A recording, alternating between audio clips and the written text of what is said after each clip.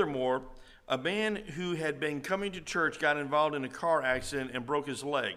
He has an alcohol problem and wants to be delivered from those chains. I am meeting with him and his wife every week to study how that Christ in the Bible can set him free from addictions. Pray for Sebastian and Elizabeth. There's also Caleb, Kelsey, I guess, and Micah Cavanis. They are missionaries to the Republic of Congo and are in Sherbrooke for language school. They are looking for a church to attend, and they found us online. Their desire to serve Christ in the Republic of Congo certainly made an impact in people's hearts. We decided by faith as a church to take them on for support as well. They are now our third missionaries that we support.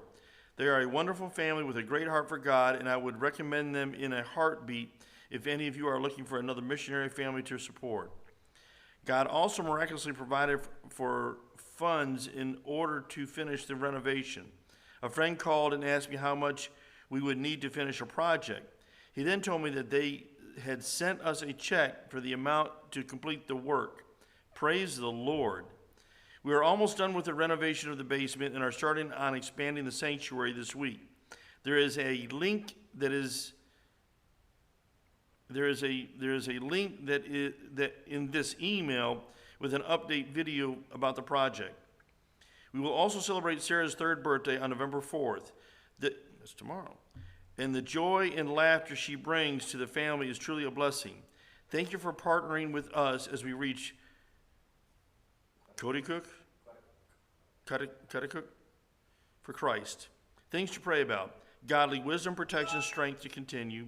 Martin Nathalie, Elliot Boucher, Hannah Rouliards, Dennis and Danielle, Felix, and the Cavanis family. Quebec, Canada is where they're at. We actually sent them $500 to help them with their building renovation, and we have the link to that video. I'm going to wait till the kids get in here and play it for you. But Brother Josh, when we start singing that second song, if you'd set that up and have it ready to go, so that way as soon as we finish up, we'll have it. Let me do the announcements once they come in here. So if you have a verse to say to somebody, go ahead and grab your verse book, and we'll take a couple minutes to say the verse. Just pass by and open my eyes. He put me back on the narrow way. Oh yes, he made a way for me. He made a way for me. He put my feet on the rock and my heart in the book, and then he showed me his way for me. Oh yes, he made a way for me. He made a way for me. He put my feet on the rock and my heart in the book, and then he showed me his way for me. He put my feet on the rock and my heart in the book, and then he showed me his way for me. For me. Yes,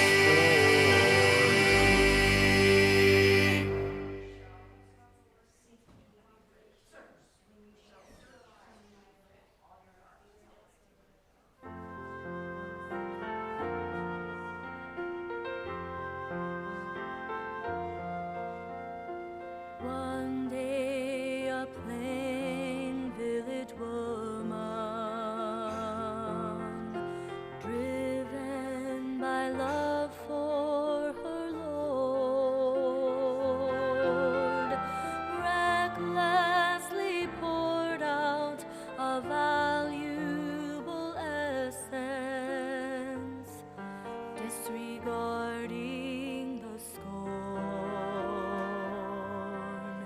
And once it was broken and spilled out, a fragrance filled all the room, like a prisoner released from his shackles.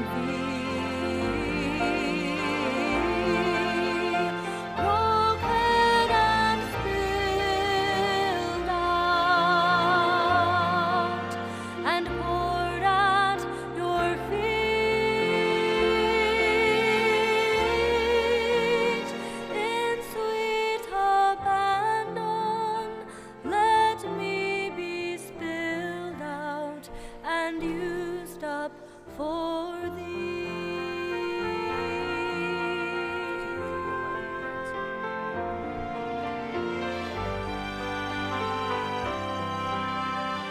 Lord, you were God's precious treasure,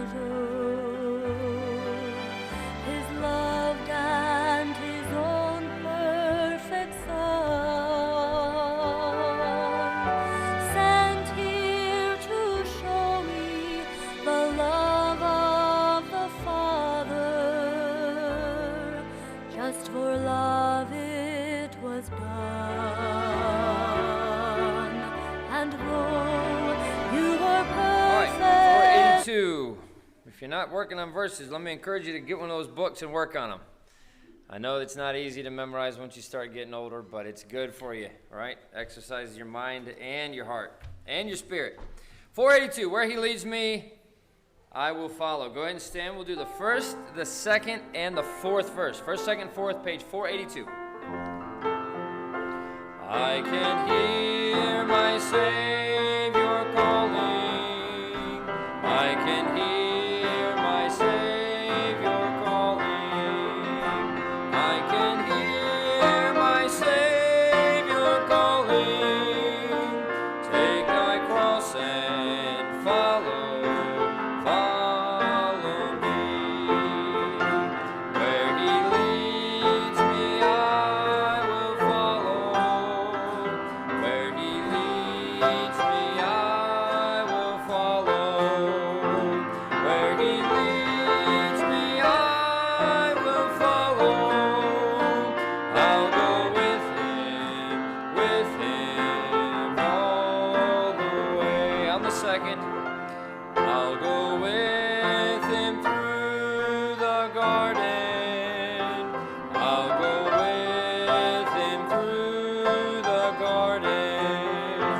I'll go with him through the garden. I'll go with him all the way. Where he leads me, I will follow. Where he leads me, I will follow. Where he leads me, I will follow. I'll go with him all the way. Sing it out on the last. He will give me grace and glory. He will give me grace and glory. He will give me grace and glory, and go with me all the way. Where he leads me, I will follow. Where he leads me, I will follow. Where he leads me, I will follow. I'll go with him all the way. Very good. You may be seated. We'll do the questions in just a second, but kids, come on in here, sit down quietly. We're going to have a video here. We're going to have an update from the Filion family, and we read an update, and Brother John, did you put that letter out in the back? Yes, sir. So there's an update letter on the back if you didn't get to read it, but then, or if you didn't get to hear Brother John read it, but then also they have been working on a building, and they bought the first floor, or actually I think they're leasing it actually, but I think they hope to buy it eventually, but they ended up growing out of the top floor, and God really worked it out for them to, the basement area was just ended up being open, and so, and this, I think what you'll see is actually, yeah, this is them going down the steps to the basement, and this is the whole area that they've been working on renovating, and I mentioned this a minute ago, but we sent them $500 to help them with the renovation, and so it's exciting for them to be able to get it, closing in on finishing it up. Not only that, but they were also able to finish a big section out in which I'm sure They're not using a whole lot now, but outside they were able to close a whole area in and put some grass and some playground equipment out there for all the kids to play and everything else. So that's exciting. When you get to the point where you grow out of your original building, that means you're moving in the right direction. And they are in a tough area. They're in an area of Canada, Quebec. It's obviously French-speaking. They're French-speaking. They learned English as a second language and speak it pretty well, but it's very, very Catholic in that area. And, I mean, I don't know what the percentage is, but if I had to guess, I would say that it's probably in the 90% range of people in that area who are Catholic. Baptist, people who are already saved, is probably less than 1%. So for God to be doing what he's doing there and using them to do it is a very exciting thing for us to be able to support them and see what God's doing there. So anyway, it's only about 3 minutes long or so, but it's an update on their building project. So. All right, friends, here is the update video about the progress and the renovation of the building. So we have the staircase that's completed. Amen. Looks good, looks fresh. And as we go down the stairs, you have the kitchen area, place where we can hang out, get a cup of coffee. Amen. Just sit down, chat, eat food as well. We still need to get some appliances like a fridge and a stove, but that will come in the future.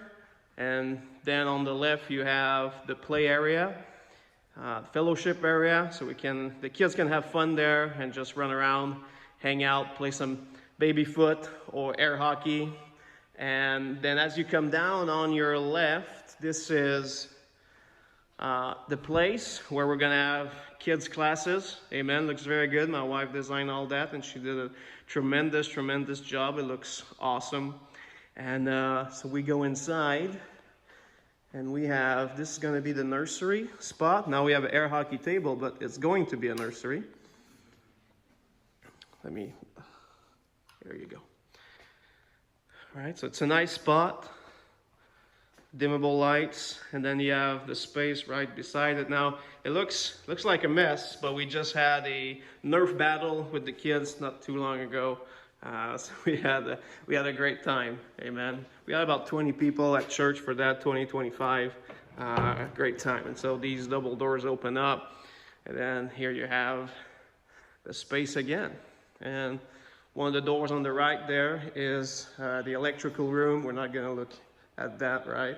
And then we are in the progress of completing the bathroom. Ripped out the old sheetrock there and then installed new ones. And we're going to put some tile. The tile's already there, ready to be put on. Amen. So that's the update about the building downstairs. Oh, I forgot to show you the loft space for the kids. Amen. Up there.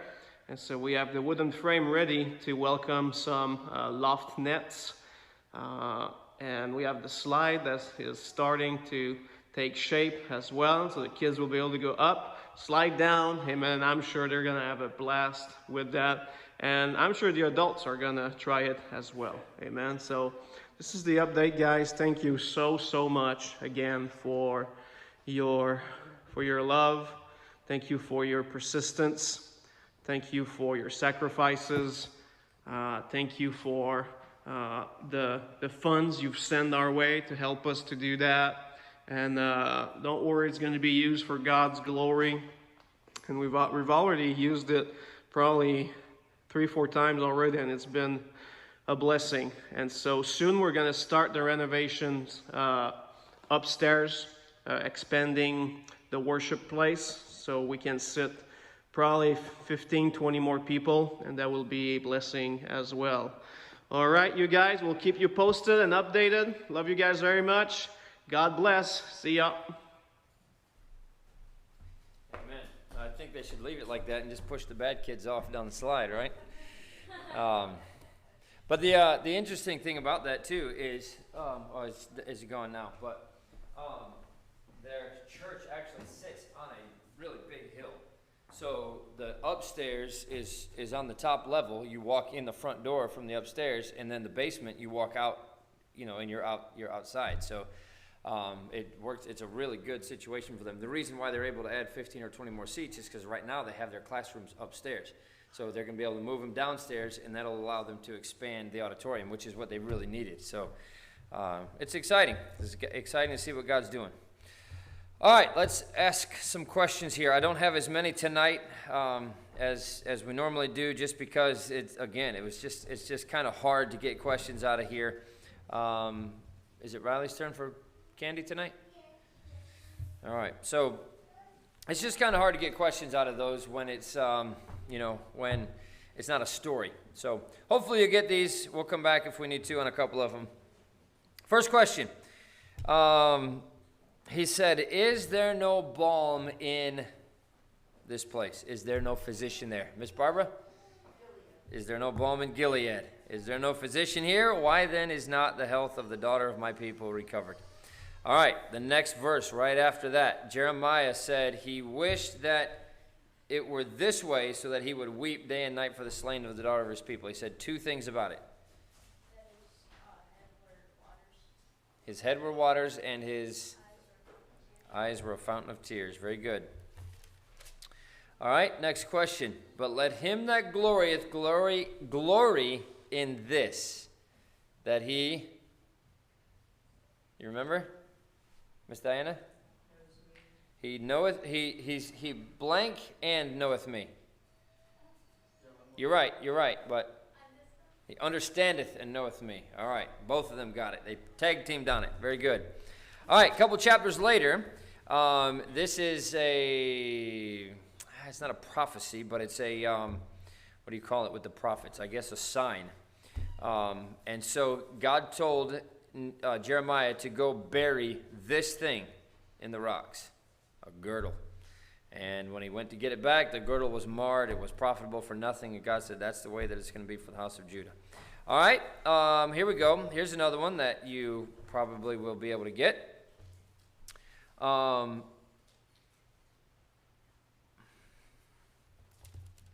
Here we go. I put the wrong verse down there. He said, basically his idea is that the people, how can you do good that are accustomed to do evil? And the way that he compared that is, can an Ethiopian change his skin, or, Brother John? A leopard his spots. Very good. All right. Let's see here. The sin of Judah is written with a pen of iron and with a point of a diamond. Point of a diamond. It's graven upon the table of their heart and upon the horn of your altars. Very good. All right, this one is for the kids first. We'll see 10 and under. All right. This thing is deceitful above all things and desperately wicked. Who can know it? Johan? The heart. Very good. The heart is deceitful above all things. And desperately wicked, who can know it? Very good. All right, next question.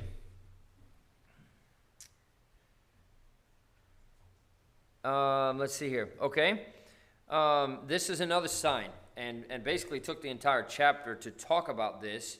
But he broke something in front of all of them. And thou shalt say, thus saith the Lord of hosts, even so will I break this people and this city.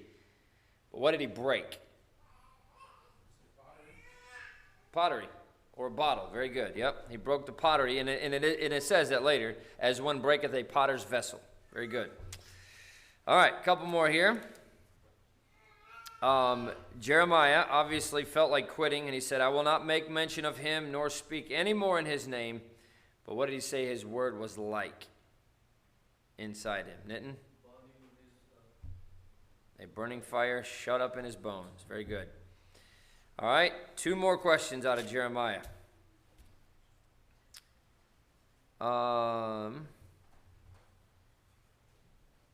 must have written the wrong verse. Oh, here it is. Okay. In his days, Judah shall be saved, and Israel shall dwell safely. And this is his name whereby he shall be called. It's all capitals.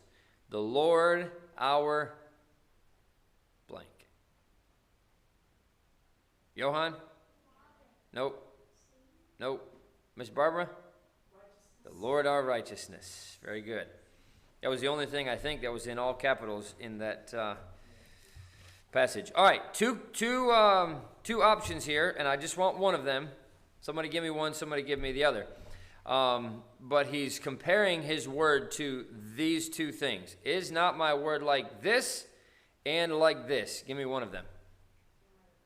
A hammer that breaketh the rock in pieces, and as a... Anybody else know?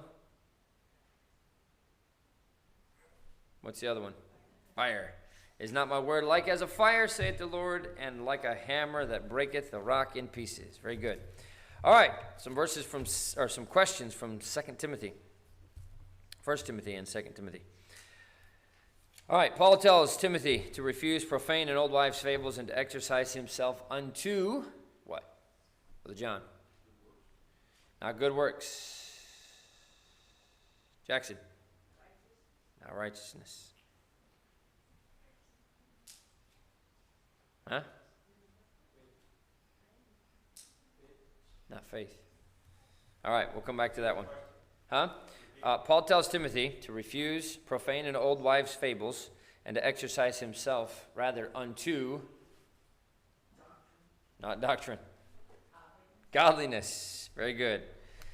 Godliness.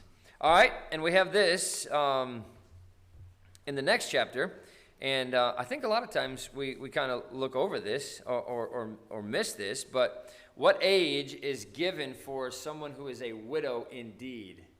Neha? 3 score.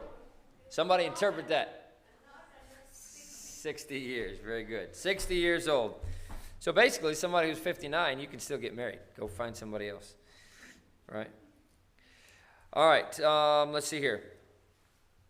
2 questions on this one, and if 2 people know the answer, I'll take 2 people's answers. If only one person does, then I'll just get it from one person. But elders should be counted worthy of double honor if they rule well and labor in these 2 things. Labor in this and in this.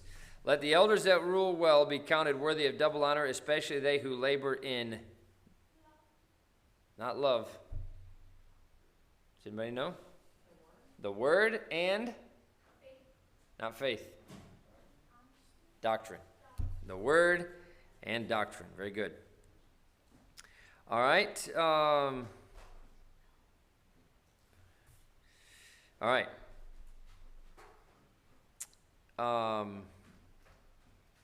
This is kind of it's not a tricky question, but it could go, there's more than one answer essentially, but an elder in sin should be rebuked where? It says, and there's actually 2 answers to this. So, against an elder, receive not an accusation, but, okay, but before 2 or 3 witnesses, them that sin rebuke, not privately. It's actually the exact opposite of that. Before all, that others also may fear. So, you take 2 or 3 witnesses, and if they're still in sin, then you bring them before everybody and rebuke them in front of everybody so that everybody would fear. All right. Okay. This one you should probably get, even if you didn't read it. Great gain comes from these 2 things.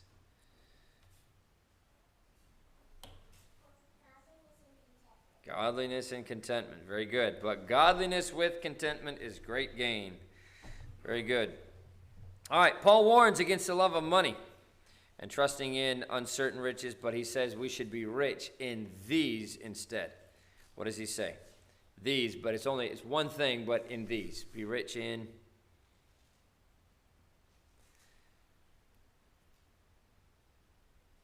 charge them that are rich in this world, that they be not high-minded, nor trust in uncertain riches, but in the living God who giveth us richly all things to enjoy, that they do good, that they be rich in blank, ready to distribute, willing to communicate.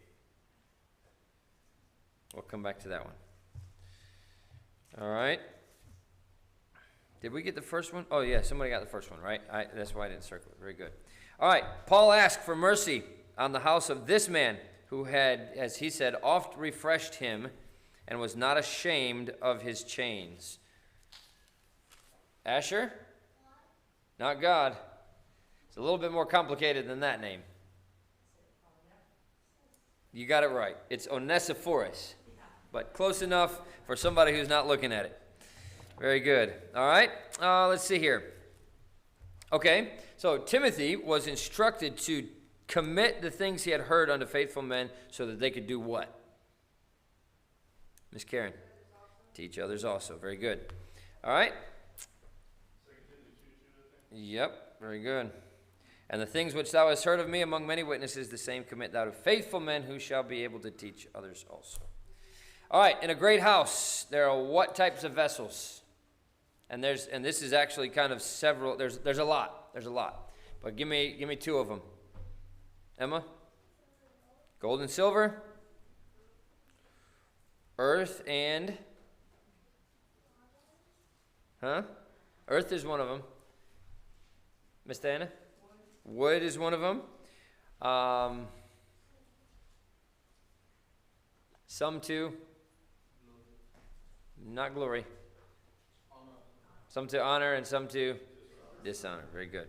That was a lot. So, okay. What two people are mentioned as having withstood Moses? Oh, Brother John. Aaron and his sister. Not here. Give me one. And? Janice and Jambreeze. Very good. Uh-huh. All right. Only this person was with Paul in 2 Timothy. Not Timothy. Only this person was with Paul. Josh? Luke. Luke. Very good. All right, last one. Who was the coppersmith that did much evil to Paul? Miss Barbara? Alexander. All right, last question, or going back to the previous question. 1 Timothy 6, that's where this is. And the question again is, Paul warns against the love of money and trusting in uncertain riches, but he says we should be rich in this or these. 1 Timothy 6.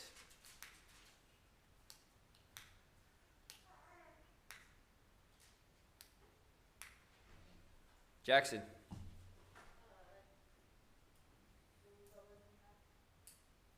Nope. Knitting. Good works. Verse 18. That they do good, that they be rich in good works, ready to distribute, willing to communicate. What's that? Oh, did you?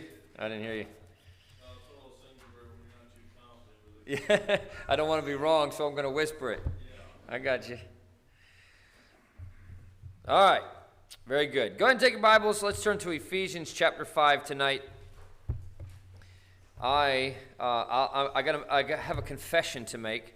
I have been, and actually I've been in there with Brother John. I was out of town preaching in the missions conference on Wednesday and Thursday in Pennsylvania. We drove back on Thursday night. I think I got home about 1:30 in the morning, and then I had our Henrico Regional Chaplains Conference. I'm our lead chaplain, so I had to run that whole conference. We went into Saturday and Sunday, and Monday was catch-up day, and then this whole week we've been in class with the state police from 8 o'clock in the morning till 5 o'clock in the afternoon. So I did not have time to work on another religion, putting another religion together, because those take hours and hours and hours of studying those things out, and I don't want to just throw something together and give it to you. I want to be able to give it to you the way that I've been giving you everything. So we'll pick back up to that next week. But what I do want to do, and we hit on this, well, not last week, as Brother Brian covered last week since we were out of town, but 2 weeks ago, we hit on the family and talked about some things that are very important for us to focus on with our children. And so I want to do the same thing tonight, but instead of our children, I want to talk about our spouses and husband or wife. Right? A spouse is a husband or wife. But Ephesians chapter 5 and verse number 25 says this: Husbands, love your wives, even as Christ also loved the church and gave himself for it, that he might sanctify and cleanse it with the washing of water by the word, that he might present it to himself a glorious church, not having spot or wrinkle or any such thing, but that it should be holy and without blemish. So ought men to love their wives as their own bodies. He that loveth his wife loveth himself. For no man ever yet hated his own flesh, but nourisheth and cherisheth it, even as the Lord the church. For we are members of his body, and of his flesh, and of his bones. For this cause shall a man leave his father and mother, and shall be joined unto his wife, and they two shall be one flesh. This is a great mystery, but I speak concerning Christ and the church. Nevertheless, let every one of you in particular so love his wife even as himself, and the wife see that she reverence her husband. Now, I think there's a lot more to this than what we have time to look at tonight, but I think it's so interesting. Many times when we're reading through this passage, if we're focusing on marriage, we focus on what he says about the husband and wife. If we're talking about the church, we focus on what he's saying about the church. But he's comparing both of these two things together. And Christ loved the church so much that he was willing to give his life for the church. Not willing, he did give his life for the church, right? And I know most husbands would say, oh, I'm willing to give my life for my wife. And I believe them. Most of them would be. But then we don't live like that. Larry Brown, he's still alive and still preaching, but he was a pastor for years and years in Iowa. Very, very well-known speaker because he was one of these guys that was not afraid to say or do anything. I remember being in a conference in the church that I grew up in, and he was preaching against the television. And he had a TV sitting up on the stage, and he pulled a sledgehammer out from behind the pulpit and smashed the TV on the stage. I mean, that's the kind of preacher that he was. He had a lot of different types of messages that were that way. But he preached a message. I may get the exact title wrong, but the title of the message was "Treat Her Like a Dog." And you think, treat your wife like a dog. But he said, most people, if you watch how they treat their dogs, you're such a good boy. Oh, come here, let me rub your, let me pet your head and scratch you and, give you treats and do all this kind of stuff. If people would just treat their wives like they treat their dogs, then the wives would be getting treated a whole lot better than they do most of the time, right? So the whole point of the message, treat her like a dog, was, you ought to treat your wife in a good way.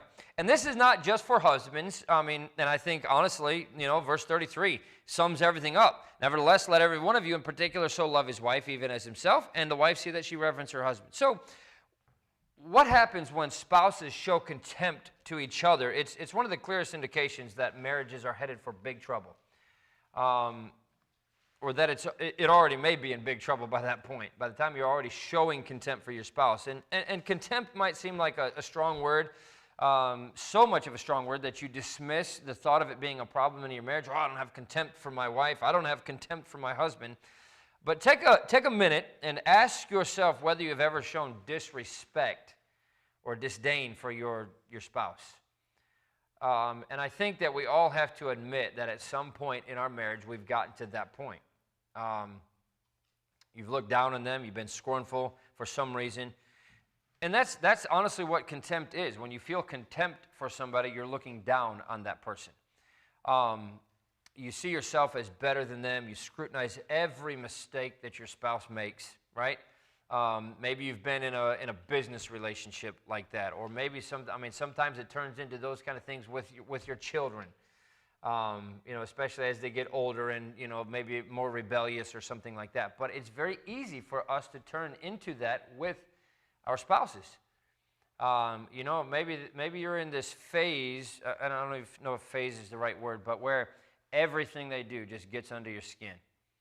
And so you're doing everything you can to get under their skin too, because, well, if that's how you're going to treat me, even if they may not be treating you that way, you just might feel like that's the way you're being treated. Well, I'm going to do everything to get back at them. And then it just turns into this thing where you're trying to one-up each other, and it turns into contempt. So be aware, I guess is what I'm saying, that whether it's verbal or nonverbal, there are things that we do that can turn into, if they're not already there, contempt for our spouse. So showing contempt for your spouse is a behavior that we all want to avoid. Or at least we should be trying to, if you want your marriage to be successful. And by successful, I mean a happy marriage. And that's the way marriage should be, right? God designed men and women to be married, one man for one woman for life, right? So divorce is not an option. And if divorce is not an option, then you better learn how to get along, or you're going to be miserable for the rest of your life, right? And how many times? I can't tell you how many times. Even Brother John, we're sitting in this, in this class with the police, and a lot of these guys, and I know half of them are just saying it in jest, but I mean, the way they talk about their marriages, I mean, it's like the most miserable thing they're involved in, right? And we're just talking about lots of different things, lots of different topics within these, within the topic that we're discussing. But it's like, oh, I've been married to that thing for 28 years, I mean, and that's how they talk, It shouldn't be that way. Marriage is not supposed to be something you endure. Marriage is supposed to be something that you enjoy. That's why God created us to be together, right? So I want to give you some warning signs that really show that you could be drifting toward contempt for your spouse.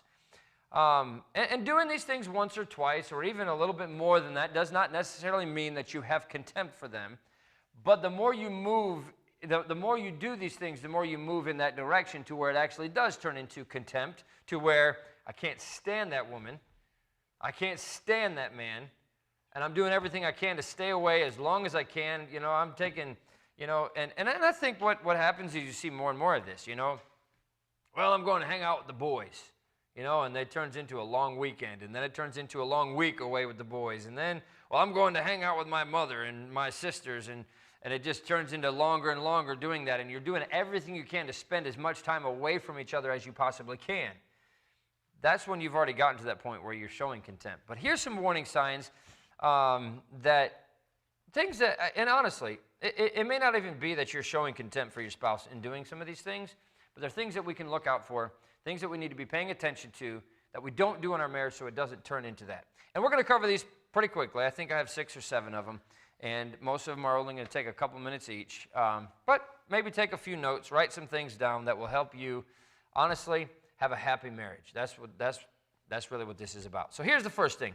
One of the things that we do that ends up showing contempt is interrupting them. I think too many times we don't really listen to other people to learn what they think and feel. And, if you're like me, you got a million things going on, and by the time you're in the middle of one conversation, you're already 5 conversations ahead because you're thinking of 10 things that you have to do, and it's very easy to just stop listening and interrupt. Oh, we got to go do this. Oh, we got to go do that. Oh, and then you've interrupted them right in the middle of a conversation, and it basically just shows that you're not listening to what they're saying, right? And I know that husbands are get the bigger rap for that. You're not listening to a word I'm saying, are you? And oh yeah, I heard every word. What did I say? Well, you were talking about. And then there's, I mean, and honestly, that's how it is sometimes. One of the things that we talk about when it comes to a peer support role, and that's one of the, that's what we're doing in this class that we've been taking, and I've taken many hours of training in peer support. And one of the best things that you can do for somebody that's going through a difficult time is just to listen to them. But not just hear what they're saying, active listening. Because you know what happens most of the time when somebody's talking to you, and this happens with husbands and wives a lot. What happens most of the time is when they're talking, within the first few sentences, you're already thinking about what you're going to say when they finally shut up, right? And so while you're forming what you're going to say, you stop listening to everything else that they are saying so that you can say what you have to say when they get finished. And you haven't actively listened to them. You might have heard them, and you might have picked up a couple words here and there, but you're not actively listening. And so, most people in their conversations are just waiting for an opportunity to break in and tell them what they think, right? It goes both ways. Husbands and wives do this. But that really communicates that their thoughts and feelings don't really matter. It's all about you, I remember hearing a song years ago, and I think it's a country song. I want to talk about me. You ever heard that one? And I don't know. I don't know who sings it or whatever else. But I don't care what you have to say. Let's talk about you every now and then. But I want to talk about me. And honestly, that's what most relationships end up. Great. Hurry up and finish. All right, now let's talk about me, right? And honestly, it shouldn't be that way. Interrupting them is just a sign that you're not really listening. And one of the best ways to reach somebody's heart is to listen to them and make them feel like you're there. Make them feel like you're in that conversation with them. Make them feel like you really are listening to what they have to say. Interrupting. And again, that's what I'm saying. Okay, you interrupted your wife 2 or 3 times last week. She interrupted you. Doesn't mean that you're showing contempt for your spouse, but it's a pattern and a habit that you can get into that moves in that direction. And that's kind of what I'm talking about with all these things. Second one is this, correcting them. And this is, to me, this one is much more serious when it comes to having contempt for your spouse. Because when a husband and wife don't see eye to eye on something, it's easy for one of them to start viewing the other as their opponent. Rather than somebody to cherish, they're looking at it as an opponent that needs to be overcome, right? And you're not always going to see eye to eye on things. Now, the dynamic that God created in marriage is, okay, you may not see eye to eye. God made the husband the leader of the home, and what he decides, he's ultimately going to answer to God for, but what he decides is what needs to go in the home, right? And you may, violently disagree. And in some cases, the wife might be right? But it's not your responsibility to lead, it's your responsibility to follow. I would be a fool if I didn't get my wife's opinion on basically just about anything that we talk about, right? Anything that happens in our home, I should be talking to my wife about it. I should be asking her about it. But ultimately, what happens in my home is my responsibility, so I have the final decision on what happens. And once you come to a consensus, or maybe not even a consensus, once the father comes to a decision on something, then it's the wife's responsibility to back his decision. And think about how that happens in business. Think about how that happens in politics, right? You may violently disagree with the President of the United States on something, but when he makes his decision, it's your job to defend whatever it is and make it sound like that's the greatest idea that's ever been put out there, right? Could you imagine? Jen Psaki, the president's spokeswoman, she disagrees with the president on something, and, we're doing this as a policy for the United States, and she comes out and says, I don't agree with the president at all, and I want everybody to know that I don't agree with him. I'm just doing this because he said this is what we have to do. Well, that's the worst thing that you could do as a spokesperson, right? Or as somebody that's in it. Same thing in business, right? The president of the company makes a decision, and you might think, you know what? This is going to sink this company. We're going down. But you know what? That's not on you. The president is the one that's responsible for what happens with that company, and your responsibility is to say, I don't agree with it, but this is what we decided. This is what he's decided. I've given my opinion. He didn't really take it very much, but this is the direction we're moving in, so I'm going to get behind it. And the same thing is true with the family. But what ends up happening is you have a husband that makes a decision and a wife that doesn't like that decision, and so now she sees him as the opponent. I got to take him down. He thinks he's this and that, and now he needs to be brought down a couple notches. And so every time you get the opportunity to point out where he's wrong, you're pointing it out. And I'm not saying just wives. Husbands do it probably more than wives do. But rather than engaging in a conversation, we correct what they have to say and explain to them why they're wrong, as far as we're concerned, right? It's very belittling, and it says, without saying it, you're stupid, right? You're foolish. Why would you say something like that? It doesn't make any sense. And they may be wrong, and you may be wrong. But the way you go about discussing it makes all the difference in your relationship. Children need to be corrected. Spouses don't, right? You can have as two adults, you can have a conversation, right? There are a lot of verses about correction in the Bible. And believe it or not, none of them mention anything about a husband correcting a wife or a wife correcting a husband. You don't see that in the Bible. Correcting your spouse can be very hurtful if it's done in public, especially. Bad enough when it's done in your home, but when it's done in public. Have you ever watched one spouse correcting another one at a gathering, somebody's house or something, at church or whatever else? And the husband is telling a story, and 30 seconds into it, the wife interrupts the story to correct some very small detail. He says, I think there were 5 or 6 people there, and she said, no, there were 7. There were 7. Okay, whatever. Remember we counted them. There were 7 people there. Okay, there were 7 people, And he continues on with his story, and he says, I think it was about 5:30 in the afternoon. Actually, it was 5:45. Remember, we both looked at the clock at the same time. It was 5:45, right? What is the point of that? And that's what I'm saying. Correcting your spouse, especially in public, is belittling them. And now, a wife is not going to say, you're stupid, it was 5:45, don't you remember? But that's essentially what you're saying, and that's what you're conveying, all for what? To prove that you were right? To prove that, what? What are you proving by it?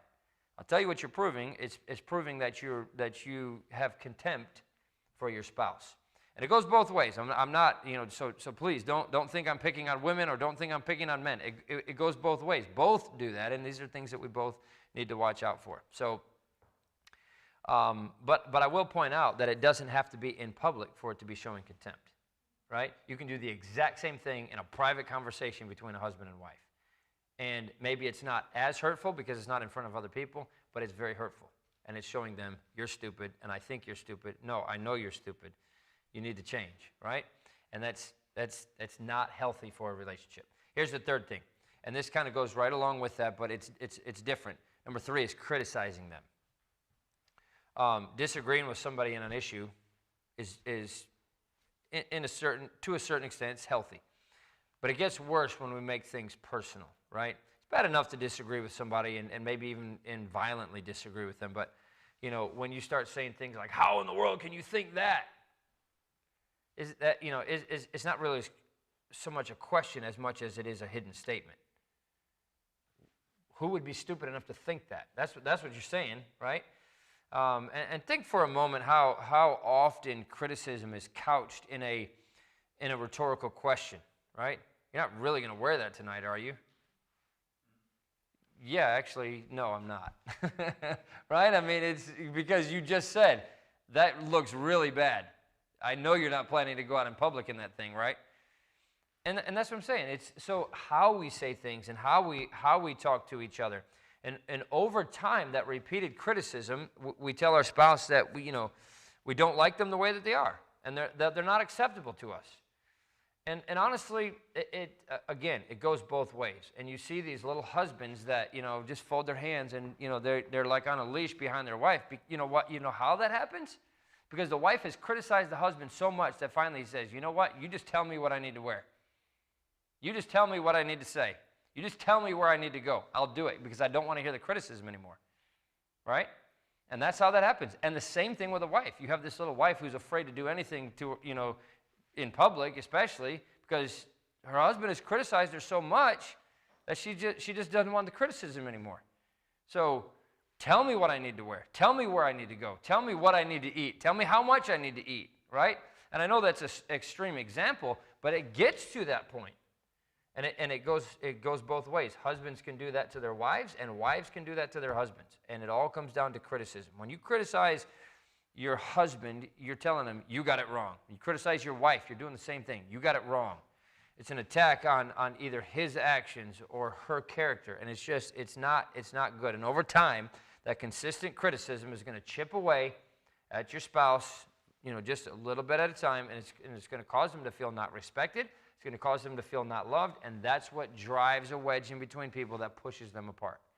And that habit's it's going to build those emotional walls. It's going to disconnect you from the other, and it's going to create a foundation of just unfair fighting, and it's not healthy in a relationship. And so those are things that we want to avoid.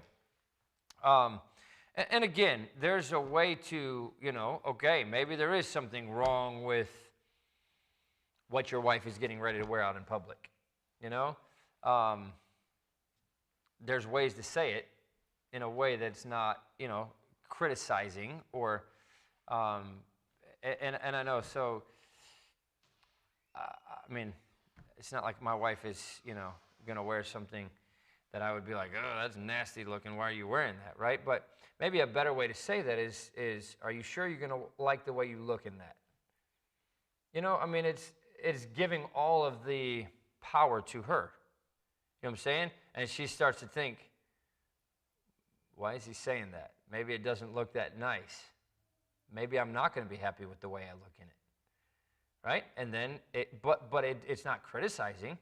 It's giving her the opportunity to say, you know what, maybe I will go change this. You know what, yeah, I probably won't be happy with the way it looks, right? I just remember that, Pastor Brothers, my wife's dad, talking about, every time Miss Nita would she would put something on and say, do you like it? And he would say that, I don't think you're going to like the way you look in that. And it's a way of criticizing without criticizing at all or without belittling in that criticism. I just don't think you're going to like the way you look in that. And that's one example, but there's so many things that come up that we can very easily criticize each other for. So don't criticize. Number 4, finishing their sentences. And on some level that can be positive. It shows that you've been around, that you've been together a long time, and you're starting to say something and you can finish the sentence. That's one thing, but that's not what I'm talking about necessarily. I think sometimes when we do that, it communicates irritation, right? You're taking so long to say what you need to say that I'm going to finish your sentence for you so I can start talking and say what I need to say, right? There's a difference between finishing a sentence because, oh, yeah, we both remember that, oh, we're laughing and having a good time, and another way to say the same thing and finish a sentence with showing irritation at the same time. And it assumes that they don't have something new to tell you at all, or they need your help to communicate clearly. Again, it's something that depends on how it's being done and in what situation as far as determining whether it's showing contempt or not, but it moves in that direction. Number 5, and this is a big one as well, making fun of them. Playful teasing is part of the glue that holds a marriage together. So it can become a way of tearing down, though, especially when it's done in front of others. There's a huge difference between teasing and making fun, right? Making fun is done for the point of getting a laugh from other people. Teasing is done for the point of getting a laugh out of the person you're teasing, right? Your spouse, in this case, is what we're talking about. So you should never, ever, ever put your spouse down in public. And by the way, you shouldn't do that with your kids either, or really anybody for that matter. You do it in a workplace, and all you do is create an employee who doesn't have any respect for you anymore. You do the same thing with your kids. You put them down in public, you're tearing down your own respect in front of everybody, right? I'm not saying that your kids don't need to be corrected in public, because a lot of times they do stuff that needs to be corrected, but get them in a place where only they can see what you're saying to them, or go somewhere else where you're the one that's giving them the constructive criticism or the whatever needs to be taking place, okay? And the same thing is true with husband and wife. I mean, you don't need to be correcting them anyway, but you ought never, ever make fun of your husband or your wife in public. Because when you do that, all you're doing is breaking down the trust that takes years to build, right?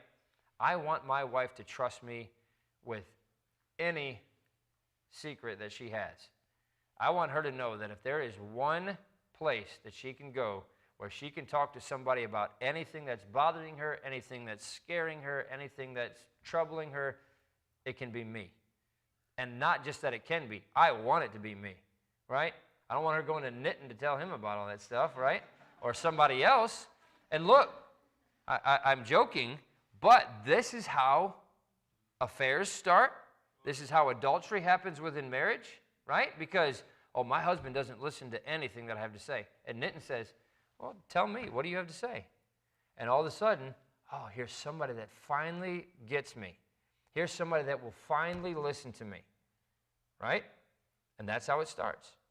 You want to protect what you have? Then you be that safe space for your husband and for your wife. You be that listening ear that they need. You be the one that is never going to make fun of them publicly or privately, okay? Because that's what I'm saying. There's a difference between making fun and teasing. Nothing wrong with teasing at all, right? Until you start to get personal with it and, your wife has big ears and you're going to start making fun of her big ears. That's not teasing anymore. That's making fun, right? So it's a fine balance. It's a fine balance. But, be careful not to make fun of your spouse, or you'll be breaking down that trust and burning those bridges that you're going to need later. Number 6, communicating nonverbal negatives. Nonverbal means you don't even have to say anything to get your point across. Sometimes it's not the words that we use, it's the way that we use those words. It's even the things that we don't say. It can be done with an action, it can be done with a look, it can be done with a lot of different things. But our tone of voice, our body language can be very damaging. And number 7, one of the ways that we tear that relationship down, one of the ways that we show contempt for our spouses is by redoing what they've done. Nobody likes to be corrected all the time. And we've kind of already covered this a little bit, but, so they didn't load the dishwasher exactly the way that you like to load the dishwasher. You don't need to go behind them and treat them like a child and reload the dishwasher, right? Oh, they put one extra sock in the wash machine than what they should have, so you're going to go back and redo that whole load of laundry because now it's not clean. You put an extra sock in there, right? And again, you don't even have to say anything to let them know that they're being corrected and you did it wrong, right? And that's what we're talking about, redoing what they've done. Following up behind them and redoing their tasks treats them like they're a child. And no husband or wife deserves to be treated like a child.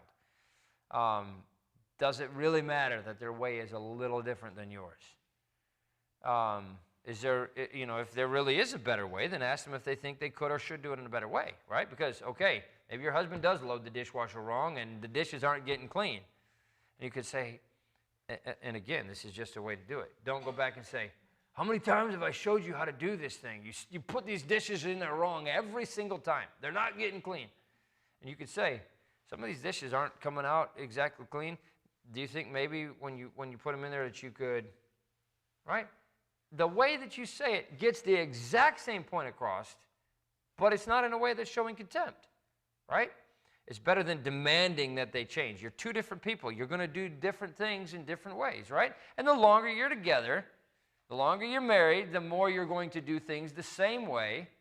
And so I think this matters a little bit more early on in your marriage, but you're still two different people, right? You're two people who become one, but you're still two people, right?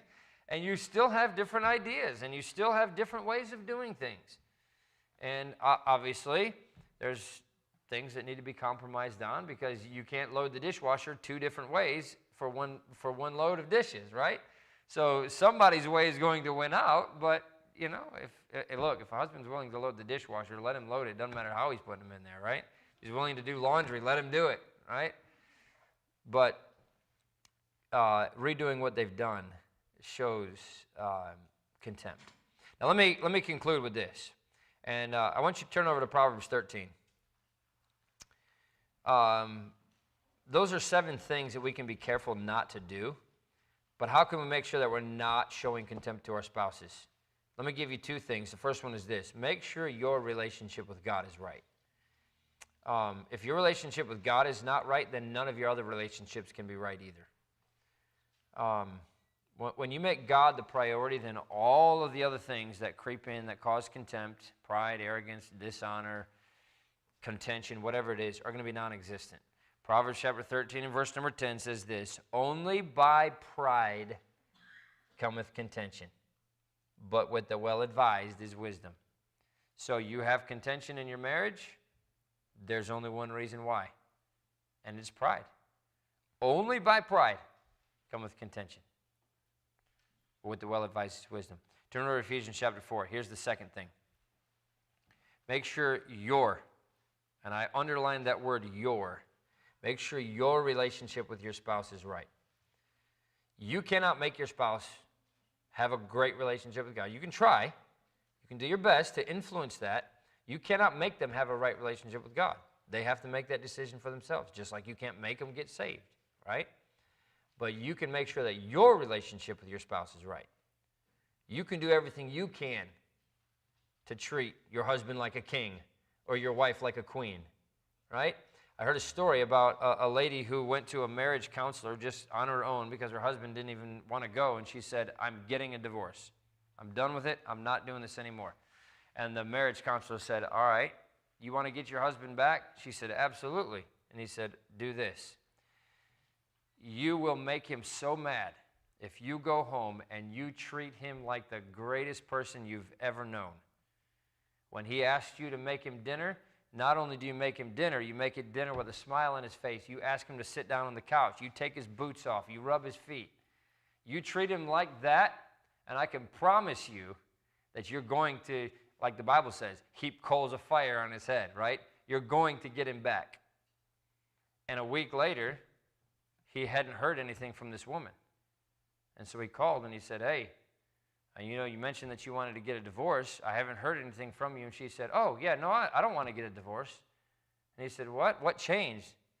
She said, well, I did exactly what you said. And all of a sudden, he started doing all those things back for me. She said, I started treating him like a king, and he started treating me like a queen. We're not getting a divorce. I don't even know what you're talking about. And that's exactly the way that it is. You want to get something out of your marriage, you need to put something into your marriage. You want your wife to stop showing contempt for you, then you need to stop showing contempt for your wife.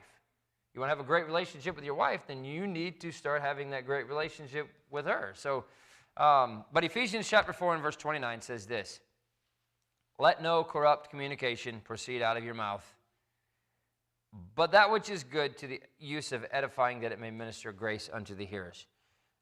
You can't control everything that they do, but you can control what you do. And if you're not controlling what you do, then how can you expect them to control what they do? And I don't mean that to sound confusing, but a lot of the discontent, the discord in a marriage is reactionary.